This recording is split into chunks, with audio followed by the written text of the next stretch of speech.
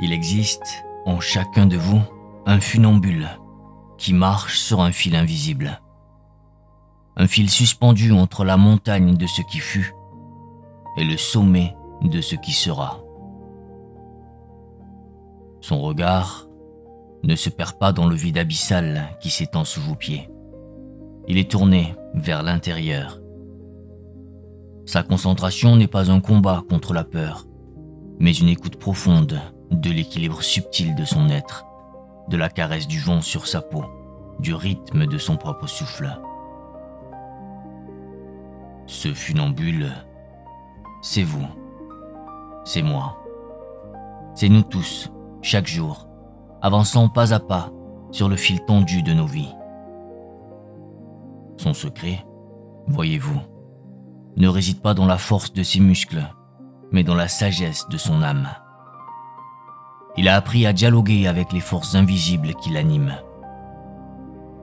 Il a fait la paix avec les vents du doute. Il a appris à danser avec les rafales de la peur. Il a scellé un pacte silencieux avec la gravité de la confiance et la lumière de la détermination.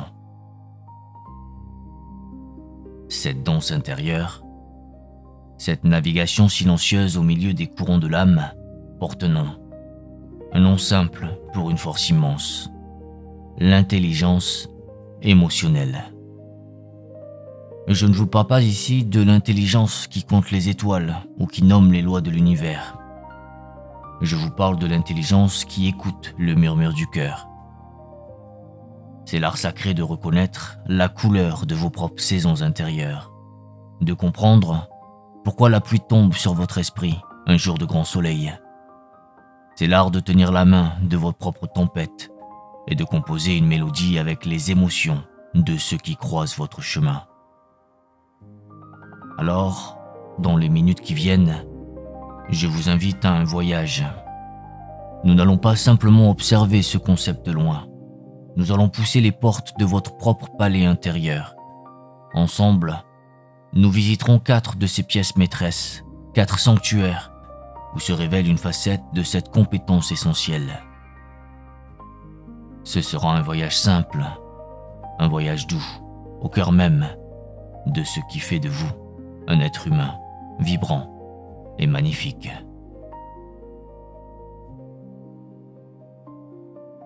La première porte que je vous invite à franchir est la plus intime. Elle s'ouvre sur un lieu que vous seul connaissez vraiment. Nous l'appelons le miroir de l'âme. Car le premier pilier de cette intelligence du cœur est la conscience de soi. C'est la capacité, simple et profonde, de poser un regard lucide sur votre propre météo intérieure. Car, je vous le dis, avant de vouloir naviguer sur le grand océan du monde, il vous faut apprendre à lire la carte de votre propre royaume. Avant d'espérer calmer les tempêtes au dehors, il est sage de connaître des vents qui soufflent en vous. Et ce regard que vous posez sur vous-même ne doit pas être celui d'un juge, mais celui d'un ami bienveillant. Le voyage ne consiste pas à vous condamner pour vos nuages, mais à identifier avec une infinie précision la nature de chaque visiteur qui frappe à la porte de votre être. Il y a une différence aussi vaste que le ciel entre dire « je suis le stress » et murmurer à soi-même « je ressens en moi une vague d'anxiété, car mon cœur a peur de ne pas être à la hauteur de ce qui l'attend. » Dans la première phrase, vous devenez la tempête. Dans la seconde, vous êtes le phare qui l'observe passer. Nommer l'émotion, c'est lui retirer son pouvoir diffus, son masque effrayant. C'est la prendre par la main et la transformer en une information, une messagère. C'est allumer une lanterne dans une pièce sombre. Laissez-moi vous conter l'histoire d'une musicienne. Son talent était aussi vaste que le silence qui précédait ses concerts. Mais avant chaque note, un tremblement s'emparait d'elle, une peur si glaciale qu'elle la paralysait. Pendant des années, Elle a lutté contre ce trac comme contre un ennemi juré, tentant de l'étouffer, de le vaincre. Mais plus elle luttait, plus l'ennemi devenait puissant. Un soir, épuisée par ce combat, elle fit une chose nouvelle. Au lieu de le repousser, elle s'arrêta pour l'écouter. Elle ferma les yeux de son esprit et tendit l'oreille de son âme vers ce tremblement. Et dans le grand silence de son attention, elle comprit. Ce n'était pas le souffle glacial de la peur, non. C'était le feu sacré de sa dévotion. C'était l'immense charge d'énergie et le sens du devoir qu'elle ressentait pour la beauté qu'elle s'apprêtait à offrir à ceux qui l'écoutaient. Ce jour-là, elle rebaptisa son ennemi. Elle ne l'appela plus trac, mais énergie concentrée. Et en lui donnant ce nouveau nom, elle la transforma. Elle apprit à ne plus la subir, mais à la canaliser, à la laisser couler dans ses doigts, à nourrir chaque note de cette puissance intense. Son plus grand obstacle était devenu, par la grâce d'un regard juste, sa plus grande et sa plus fidèle alliée.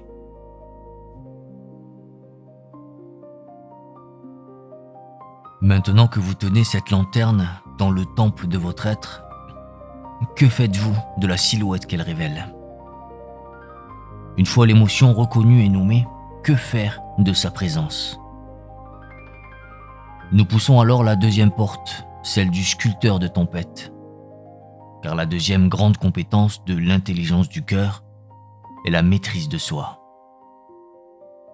Si la conscience est l'art de voir la vague immense s'approcher de votre rivage, la maîtrise est l'art de choisir comment danser avec elle, plutôt que de vous laisser emporter par son tumulte. Et comprenez-moi bien, la maîtrise de soi n'est pas la cage où vous enfermez vos émotions pour les faire taire. Ce n'est pas le barrage que vous érigez pour contenir le fleuve puissant de votre ressenti. C'est tout le contraire.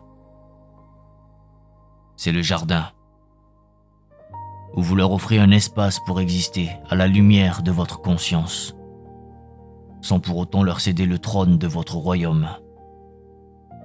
C'est ce souffle suspendu, ce silence d'or, entre l'étincelle de l'impulsion et la flamme de l'action. C'est là, dans cet espace infime et pourtant infini, que réside votre plus grande liberté. La liberté de choisir une réponse qui vous honore, plutôt que de subir une réaction qui vous enchaîne. Laissez-moi vous peindre une scène. Imaginez un parent. Le soir tombe, le corps est las du labeur de la journée, et la porte s'ouvre sur un salon où le désordre a dansé tout l'après-midi. La première vague qui monte en lui est brûlante. C'est l'agacement, c'est la fatigue qui crie, c'est l'envie de laisser éclater un orage de reproches. Mais le sculpteur de tempête en lui s'éveille. Il reconnaît la vague d'irritation. Il la sent monter dans sa poitrine, mais il ne la laisse pas déferler sur le monde. Il prend une respiration, une seule, mais une respiration qui contient tout l'espace dont il a besoin. Et dans ce calme qui suit le souffle, une autre voix peut enfin se faire entendre. Une voix qui choisit de dire, avec douceur, « Je vois que la joie a beaucoup joué ici aujourd'hui. Mon cœur fatigué aurait besoin d'un peu d'aide pour que la maison puisse se reposer, elle aussi, avant le dîner. » Voyez-vous la beauté de cet acte? L'émotion fut reconnue, honorée même dans le silence de son être, mais l'action, elle, fut choisie. Le lien fut préservé et la paix du foyer fut gardée.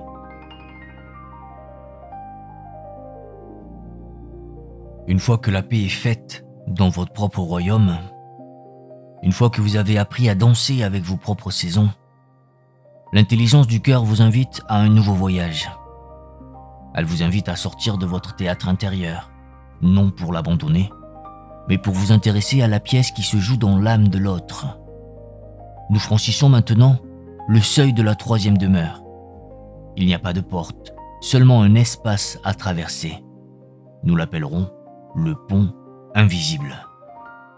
Car le troisième pilier de cette sagesse est l'empathie. Cette faculté presque silencieuse, presque magique, de se connecter au courant invisible du ressenti d'autrui. Mais ne vous y trompez pas. L'empathie n'est pas la sympathie. La sympathie regarde l'autre depuis sa propre rive et lui crie « Je suis désolé que ton fleuve soit si agité ». C'est un sentiment noble mais distant. L'empathie, elle, quitte sa propre rive. Elle ne cherche pas à traverser à la place de l'autre, mais elle construit un pont de présence et de compréhension et murmure « Je ne connais pas ton fleuve, mais je peux imaginer la force du courant et la froideur de l'eau. » C'est une écoute qui va bien au-delà de la parure des mots. C'est l'art d'entendre la musique d'un silence, de lire le poème caché dans un regard, de sentir le poids d'une parole qui n'a pas été dite. C'est, au fond, l'acte le plus humble et le plus sacré qui soit, la reconnaissance de notre humanité partagée. C'est reconnaître dans ses larmes le sel de vos propres larmes. Laissez-moi vous guider sur un de ces ponts. Imaginez une jeune femme chargée de trouver le talent pour son entreprise. Face à elle, un homme est assis. Son désir d'offrir le meilleur de lui-même est si grand qu'il étouffe ses propres mots. Il trébuche. Ses mains, posées sur ses genoux, portent le tremblement de son espoir immense. La jeune femme aurait pu y voir une faiblesse. Elle aurait pu écrire sur son carnet « manque de confiance ». Elle aurait pu juger la fissure dans l'armure. Mais elle a choisi de regarder au-delà. Elle a perçu, derrière le tremblement, non pas la peur, mais un enjeu si grand, si vital pour cet homme, qu'il en devenait presque sacré. Alors, elle a fait une pause. Elle a interrompu le flot des questions. Elle lui a offert un simple verre d'eau, comme on offre une trêve à un soldat valeureux. Et puis, avec une grande douceur, elle a partagé un souvenir. L'histoire de son propre premier entretien, de sa propre nervosité, de son propre cœur battant la chamade. Ce simple acte de partage, ce pont invisible qu'elle a jeté entre sa propre vulnérabilité et la sienne, a tout changé. L'air dans la pièce s'est réchauffé. L'armure de l'homme s'est dissoute et ses véritables compétences, sa lumière intérieure, ont enfin pu jaillir. Voyez-vous, elle n'a pas jugé le tremblement de la feuille, elle a compris la force du vent qui l'a secouée.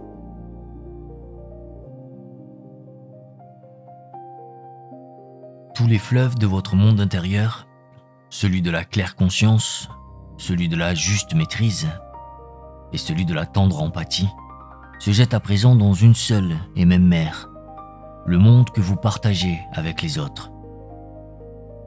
Car nous arrivons à la dernière porte de notre voyage, celle où tout ce qui a été appris à l'intérieur trouve sa pleine expression à l'extérieur.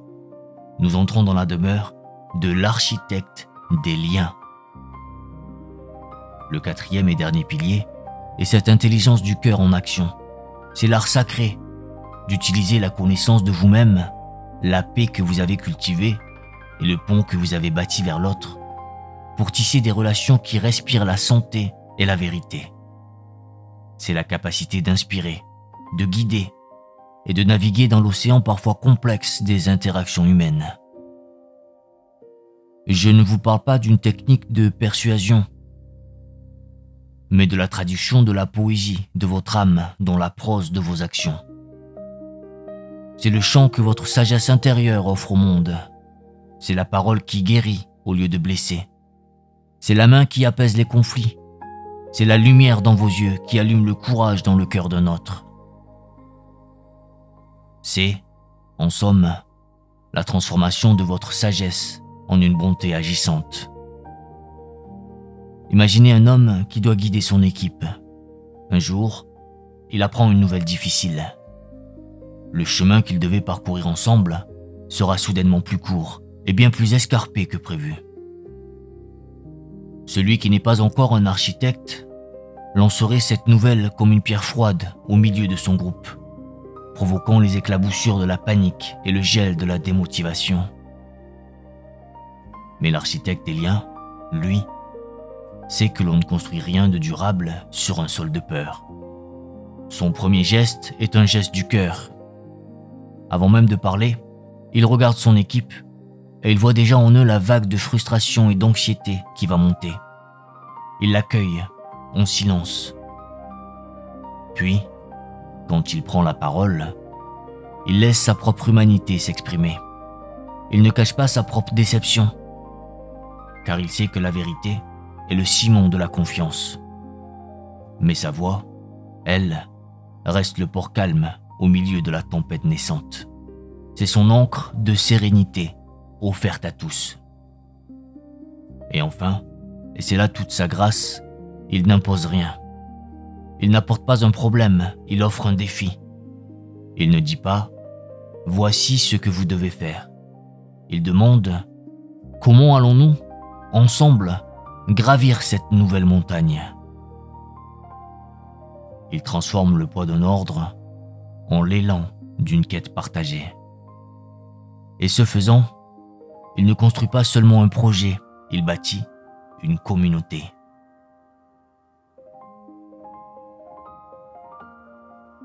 Notre voyage commun touche à sa fin, mais le vôtre, le plus important, se poursuit. Ensemble, nous avons poussé les portes de votre demeure intérieure. Vous vous êtes penché sur le miroir limpide de votre âme pour y reconnaître votre propre visage. Vous avez appris à devenir le sculpteur patient de vos propres tempêtes, non pour les briser, mais pour en révéler la beauté cachée. Vous avez traversé le pont invisible de l'empathie pour sentir battre le cœur d'un autre. Et enfin, vous avez dessiné les plans de vos relations, non avec la règle froide de la logique, mais avec le compas chaud du cœur. Retenez ceci. Ces 4 piliers ne sont pas des trésors que l'on découvre par hasard, ni des dons accordés à quelques élus. Ce sont des graines plantées en vous, qui ne demandent qu'à être cultivées par la lumière de votre attention. Car l'intelligence émotionnelle, je vous le dis, n'est pas un sommet que l'on conquiert une fois pour toutes, mais un chemin que l'on arpente chaque jour. C'est comme entretenir un jardin. Ce jardin demande l'attention douce de chaque matin. Il demande la patience infinie pour la graine qui semble dormir sous la terre, alors qu'en secret, elle rassemble ses forces. Et il demande le courage tranquille d'arracher, avec bienveillance, les herbes amères du jugement hâtif et de la réaction aveugle. Ce jardin intérieur, lorsqu'il est aimé et soigné, ne vous promet pas une vie sans orage, ni un ciel éternellement bleu. Nul jardin ne peut faire une telle promesse. Non, il vous promet quelque chose de bien plus précieux. Il vous promet des racines si profondes et si vivantes que lorsque les grands vents de la vie viendront souffler, vous plierez peut-être, mais vous ne romprez jamais. Le plus grand des voyages est celui qui nous ramène au centre de nous-mêmes. Je vous remercie de m'avoir offert le présent de votre attention et le silence de votre écoute pour une partie de ce chemin. Prenez soin de votre jardin.